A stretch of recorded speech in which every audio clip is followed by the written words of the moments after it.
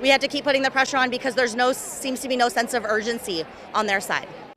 Today marks 3 weeks since the Portland teachers strike began, and we're now heading into the Thanksgiving holiday with still no deal. And there were no formal mediations or talks between the two sides today as the Thanksgiving break begins. Jamie Seymour live tonight. What do we know so far, Jamie? Jeff, Liz, just a little bit ago, we actually received word from the Portland School Board that no compromise was reached tonight and negotiations will continue after Thanksgiving Day.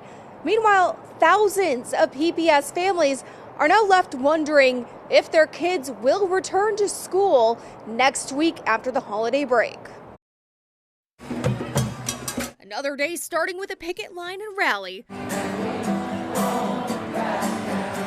And another day ending with no stop to the strike. The pressure point is that, there are 45,000 students and impacted parents and communities and educators, and we want our kids back in school. Today marks 3 weeks since the historic teacher strike began as they work to cut a deal with Portland Public Schools on everything from cost of living adjustments to class sizes.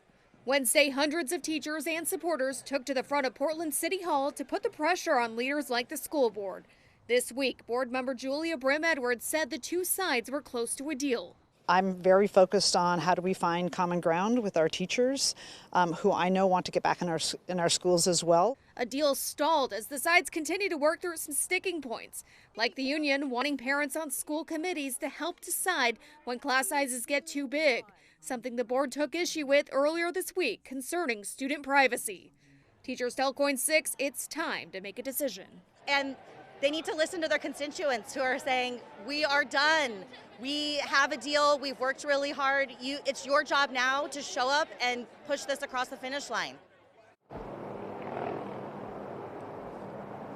Now, as for that update we got just a little bit ago from the school board, they said in a statement, quote, "Tonight we were disappointed to receive an incomplete proposal from PAT that also did not respond to either of our proposals on class size committees." Now, the board said this comes after they sent the union revised language that would make room for parent voices in school-wide committees on issues like class size, while also safeguarding student information for their parents and school admins. Another update is expected on Friday. Reporting live in South Portland, Jamie Seymour, KOIN 6 News.